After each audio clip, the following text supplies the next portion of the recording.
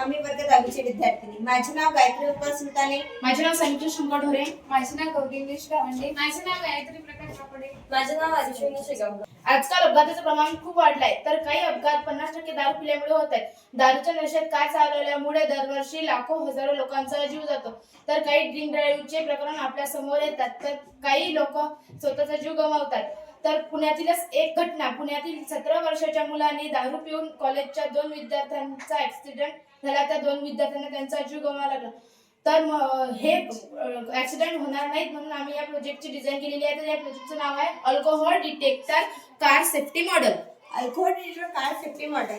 या मॉडेलचा उद्देश असा आहे की दारू पिऊन एखादा व्यक्ती कारच्या ड्रायव्हर सीटवर बसून गाडी चालवण्याचा प्रयत्न करत असेल तर त्या कारच्या बोनेट जवळ हे सेन्सर बसवलेला आहे. तो जेव्हा ब्रिदिंग करेल त्या ब्रिदिंगद्वारे या सेन्सरला ते डिटेक्ट होईल आणि ती गाडी बंद पडेल, त्याचं इंजिन लॉक होऊन जाईल. गाडी बंद पडल्यानंतर त्या सिमद्वारे आरटीओ ऑफिसला मेसेज जाणार, या नंबरची गाडी या रस्त्यावर बंद पडलेली आहे. व जो व्यक्ती दारू पिलेला नाही तो ड्रायव्हर सीटवर बसेपर्यंत आरटीओ ऑफिसचा रिसेट मेसेज येईपर्यंत गाडी सुरू होणार नाही. जेव्हा आरटीओ ऑफिसचा रिसेट मेसेज येईल तेव्हाच गाडी सुरू होईल.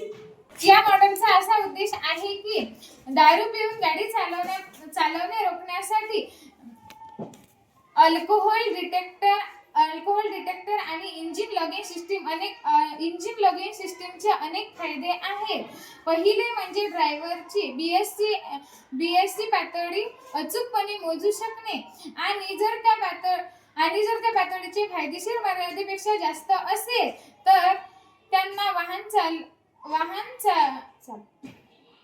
चालवण्यापासून रोखू शकतो. यामुळे अपघाताचे प्रमाण कमी होते. दारू पिऊन वाहन चालवणाऱ्यापासून रोखण्यासाठी हा प्रकल्प खूप महत्त्वाचा आहे. यामुळे रस्ते अपघात कमी होण्यास मदत होते. अल्कोहोल डिटेक्टरमुळे लोकांना दारूच्या सेवनाचे दुष्परिणाम आणि धोके समजून घेण्यास मदत मिळते. यामुळे ते जबाबदारीचे वागण्यास प्रवृत्त होतात आणि समाजामध्ये ऍक्सिडेंटचे प्रमाण 0 पर्यंत होते. प्रत्यक्षात पाहणार आहोत. आपण समजूया की एखादा व्यक्ती दारू पिऊन गाडी चालवण्याचा प्रयत्न करत आहे. तो जेव्हा ड्रायव्हर सीटवर बसेल त्या ड्रायव्हर सीटच्या बोनेट जवळ हे सेन्सर बसवलेला आहे. या सेन्सरद्वारे तो जेव्हा ब्रिदिंगद्वारे हे सेन्सर डिटेक्ट करेल व ती गाडी बंद पडेल. नंतर या सिमद्वारे आरटीओ ऑफिसला मेसेज जाईल. आरटीओ ऑफिसला मेसेज गेल्यानंतर ड्रायव्हर बदलल्याशिवाय ती गाडी चालू होणार नाही व रिसेटचा मेसेज आला की ती गाडी परत सुरू होईल.